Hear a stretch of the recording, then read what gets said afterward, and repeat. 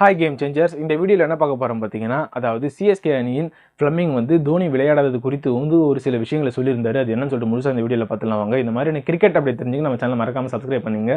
அதாவது தோனி பார்த்தீங்கன்னா சிஎஸ்கே அணி விளையாடக்கூடிய 2 வாரங்களுக்கான போட்டிகளில் வந்து பங்கேற்க மாட்டான்னு சொல்லிட்டு ஏற்கனவே தகவல் வெளியாகிருந்தது. குறிப்பாக பார்த்தீங்கன்னா ராஜஸ்தான் ராயல்ஸ் அணிக்கு எதிராக வந்து சென்னை அணி தோல்வி அடைஞ்சாங்க. 8 விக்கெட் வித்தியாசத்தில் வந்து ராஜஸ்தான் அணியை பார்த்தீங்கன்னா வெற்றி பெற்றாங்க. இதில் குறிப்பாக முக்கிய வீரரான டெவால் பிரிஸ் அவரும் பார்த்தீங்கன்னா காயம் காரணமாக விளையாடலை. ஸோ இதுக்கப்புறம் பார்த்தீங்கன்னா ஃப்ளமிங் தோனி விளையாடுறது குறித்து சொன்ன விஷயம் என்னன்னு பார்த்தீங்கன்னா, அதாவது தோனி வந்து இல்லாமல் விளையாடுறது ஒரு சாதாரண போட்டி மாதிரி. அது மட்டும் இல்லாமல் பார்த்தீங்கன்னா அவர் போட்டியில் வந்து இல்லை என்றாலும் அவர் இன்னும் அணியோடு தான் இருக்கிறாரு அப்படின்னு சொல்லியிருந்தாரு. கூடவே பார்த்தீங்கன்னா அவர் இல்லை என்றாலும் அணியில் வந்து ஈடுபாடும் தாக்கமும் அதிகமாக தான் இருக்கிறது அப்படின்னு சொல்லியிருந்தாரு.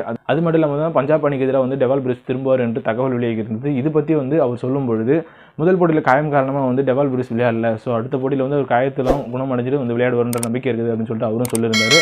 கூடவே பார்த்தீங்கன்னா அனுபவம் மற்றும் இளமை, அதாவது சிஎஸ்கே அணி பார்த்தீங்கன்னா இப்போ இளம் வீரர்களும் அதிகமாக எடுத்திருக்காங்க அப்படின்ற தகவல் அதிகமாக பரவிட்டு வந்த நிலையில் அதை பற்றி சொல்லும்பொழுது நாங்கள் வந்து இளமை ப்ளஸ் அனுபவம் இது ரெண்டுத்தையும் கலந்து தான் வந்து நாங்கள் பிளேயர்ஸ் எடுத்துருக்கிறோம் அப்படின்னு சொல்லிட்டு அவரோட கருத்து சொல்லியிருந்தார்.